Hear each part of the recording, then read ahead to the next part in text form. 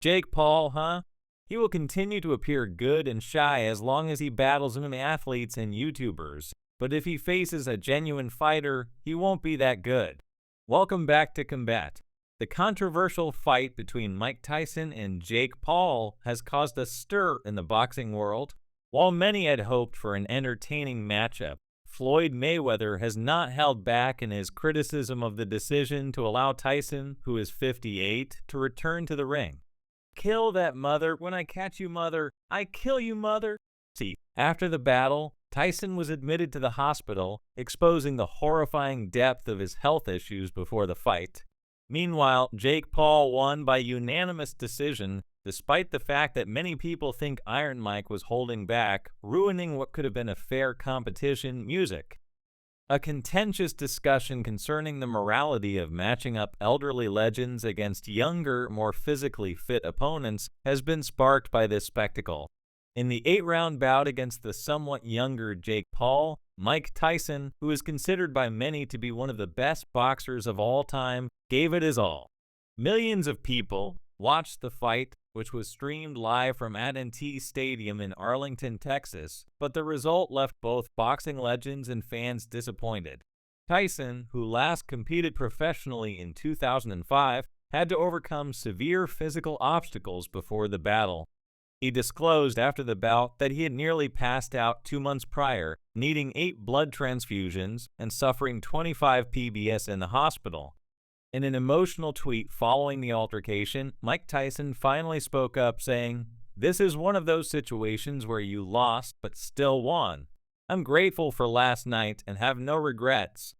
Tyson disclosed that he nearly passed out in June after receiving 8 blood transfusions and losing half of his blood, but he battled back and recovered enough stamina to enter the ring. One final time, completing 8 rounds in front of a group against a competitor half his age, despite the fact that Dallas Cowboys Stadium was already a victory, he forced himself to compete because he wanted his kids to see how resilient he was. Floyd Mayweather attacked the promoters and organizers for letting a 58-year-old guy who had just survived a near-death experience enter the ring against a man half his age, expressing his utter shock and rage at the whole situation. Mayweather called it a shame, highlighting the dangers and the irreversible harm Tyson would have suffered. Tyson's legacy shouldn't have been jeopardized in this way, which is a clear attempt to capitalize on an aging legend. Declaring that he had nothing to prove to anyone but himself, Tyson seemed satisfied with his performance, but this pleasure did little to stop the criticism. There was a lot of conjecture that Tyson's physical limitations and recent health scares might have prevented him from going all out, but this is some proof you might have missed. Fans and analysts noted that Tyson appeared to be holding back throughout the fight, allowing Paul to land punches with little resistance. At the beginning, Tyson was doing great, landing some big shots and bouncing Jake about the ring, but that all changed when Paul clenched his fists with Tyson. It is said that he spoke in Tyson's ear to calm him down, and Tyson acknowledged receiving the message with a back pat. Following that, Tyson stopped acting aggressively toward Paul, as seen here, and instead became a stick in the mud, standing right in front of him. My second reason is that Tyson was clearly drawing his punches. He appeared to be struggling to control himself and refrain from punching Paul. This is a perfect illustration of how Tyson can see the right hand clearly and does not try to slip it. My final explanation is that Tyson chewed his glove to remind himself not to throw blows and to let Jake set the pace. Tyson deflects the shot off his shoulder and is in the ideal position to land a follow-up right hand, but he does nothing particularly out of character. Others claim that Paul had singled out his opponent, taking advantage of Tyson's advanced age and health issues to win with ease. Jake, while Paul's remarks were courteous, they did little to quell his detractors, who have long accused him of undermining boxing by holding bouts against unconventional or past their prime opponents. Paul, on the other hand, was quick to praise Tyson after the fight, calling him a beast and expressing gratitude for the chance to share the ring with him. It's difficult to make a fight exciting when someone is merely surviving in the ring, even though I tried to give it the best battle I possibly could. I don't care what people think, they will always have something to say. And that's just the way it is. On social media, Piers Morgan encapsulated the feeling, saying that a prime Paul would have been completely destroyed by Mike Tyson in a matter of seconds. Tyson's hospitalization after the fight served as a terrifying reminder of the risks he accepted, and his admission that he almost died in June gave the story an even darker undertone. Tyson revealed that he battled through a leg injury during the match, not using it as an excuse, but acknowledging that it affected his performance. His willingness to persevere through such hardships not only demonstrates his unwavering spirit, but also begs the question of whether the fight should have been allowed at all. Mayweather's criticism also extended to the current state of boxing, where fighters frequently use spectacle and social media to garner attention. He acknowledged Paul's ability to create buzz and money, calling it a hustle that he couldn't knock. What do you think defines a real boxer?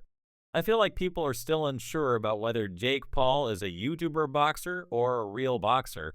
And how do you feel about breaking out of that bubble to make someone a real boxer? What he's doing is, kind of cool if he can continue to steal money, and they match him the way they match him, and I can't knock his house off. However, Mayweather made it clear that there is a fine line between promoting entertainment and putting lives in danger, and in his opinion, the Tyson-Paul fight crossed that line. Paul's victory was controversial, not only because of Tyson's apparent restraint, but also due to the judge's decision. Many fans felt the scoring did not reflect what transpired in the ring with Tyson, though Tyson's resilience and humility in the face of such adversity were admirable. It's difficult to ignore the exploitative nature of the fight. His heartfelt reflection on the experience, stating that he had no regrets and was grateful to have shared the moment with his children, highlighted the physical toll it took on him. Tyson landed several clean shots despite his limited mobility, but the unanimous decision in Paul's favor further fueled accusations of favoritism and manipulation, tarnishing the legitimacy of the event. Tyson hinted at the possibility of returning to the ring under the right circumstances, even joking about a potential fight with Logan Paul. This left fans torn between admiration for his fighting spirit and concern for his well-being. Floyd Mayweather's condemnation serves as a wake-up call for the boxing community, allowing aging legends like Tyson to compete against significantly younger opponents is not just irresponsible, it's dangerous. While Tyson may have emerged from the fight with his dignity intact, the incident highlights the need for stricter regulations to protect fighters from themselves and the sport's more exploitative elements. The Tyson-Paul fight has also reignited the debate about the role of celebrity boxing in the sport's future. While such events draw massive audiences and generate substantial revenue, they often do so at the expense of authenticity and safety. Took Floyd's hat off the top, hell yeah. I remember that. Who possessed you to do that? I'm at this press conference, and Floyd starts talking. So then I go up to the stage and I untie his shoe. So then in my head, I'm like, if I untie his shoe, what's next time? Going to take his hat. I had the line ready. I knew I was going to say, got your hat. Critics argue that these spectacles prioritize entertainment over the sports and integrity, creating a dangerous precedent for future matchups. Despite the controversy, Tyson's 8-round performance against a younger, more fit opponent was nothing short of amazing. Even at 58, he showed the skills and fortitude that made him a legend. However, the emotional and physical toll that such a fight took raises serious ethical concerns about the reasons for such fights.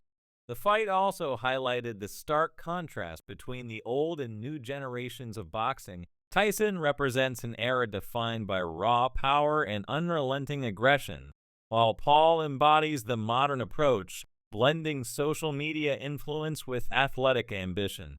This clash of styles and eras may have drawn viewers, but it also exposed the growing divide within the sport.